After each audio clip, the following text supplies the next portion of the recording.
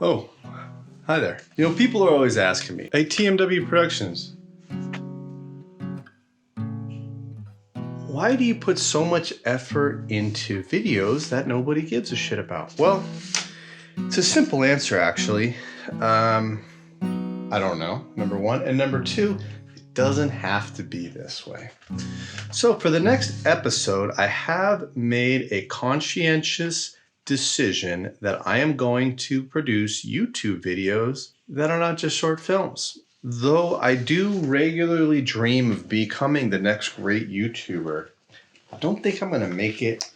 But I think what I'm going to do is just kind of take all, I don't know, 5, 6 of the people who give a shit, and I'm going to bring them along for the ride. So, without further ado, let's get into the script. Episode 5, the way I have it written right now. So here we have Ryan O'Hara. You know, he's suave, he's handsome, he's on the cell phone. There's a sink that's clearly drawn in the background along with a window and some blinds. Okay, we get all that. Looks like he's drinking some scotch there. Pretty healthy drink, healthy choice of success, I might add. And then we move to the next scene, and here we see Melanie. Now, if you notice, Melanie is not only 100% anatomically accurate, but she's also holding a gun. Ryan happens to be smiling, not paying much attention, and doesn't seem to realize that his life is very much in danger. But then he does.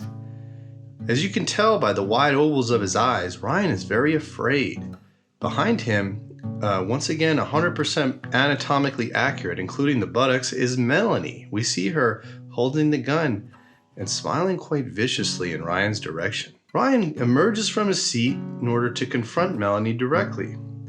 No longer is he alarmed that the gun is pointed in his general direction, but he does feel it's important to give her a talking to. She's upset because Ryan has not been caring about her fear for people watching her. She's afraid that people are watching her, and she points out a book. Ryan has not even read the book. Melanie is pissed. He tells her quite sternly, "Melanie, get your shit together. You're going crazy." We hear his phone vibrating on the table, and Ryan returns to pick up the phone. He's confident, he's pompous, he knows what he's doing, and there's Melanie, beautiful, gorgeous Melanie, and she's just standing in the background, absolutely heartbroken, because he is not doing a good job in trying to help her. From there, we get a stark contrast, realizing that this was a flashback, and here we see Ryan surrounded by 3-dimensional booze. And by the way, in case you're wondering, I'm actually not a paid artist. So I thought that scene was dandy, and I thought it was pretty dang good. And then I talked with my friend Pat, and Pat told me, "Hey Mike, your main character is kind of a dick." I said, "What?"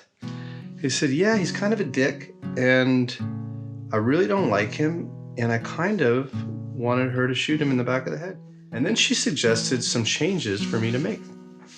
So then I went back to the drawing board along with Pat, and she had some advice for me, and then we came up with this. Scene starts out the same. We have Ryan here on the phone, drinking his scotch, confident, sexy, and charged, knows what the hell he's doing.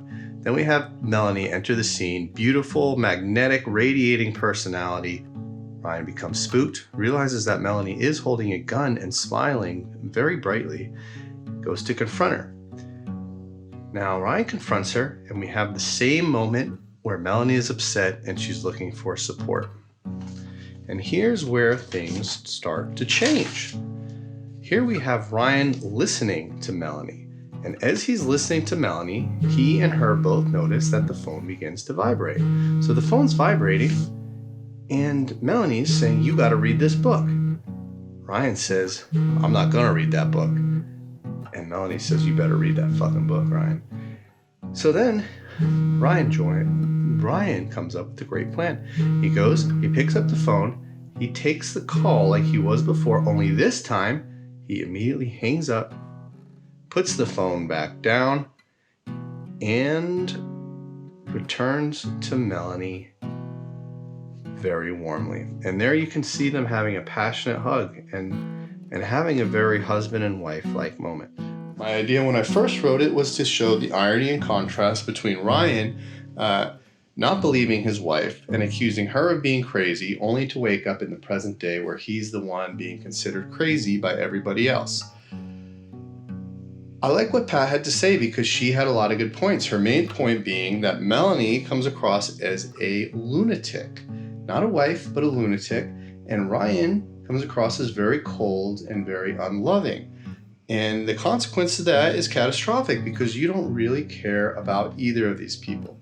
Now, if I force Ryan to make a decision under pressure, that pressure being his wife's very upset and his phone is ringing for an important sale, I like the idea of Ryan picking up the phone to tell him he's not able to talk, hanging up the phone and tending to Melanie's needs and hugging her and showing that warm, loving moment.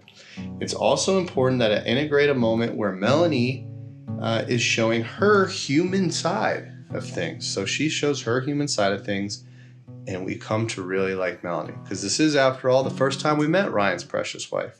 Now, I know everybody's going to like my drawings because of how good they are, but if you look beyond the drawings, you may see that they have these little boxes, and I use these boxes for storyboarding.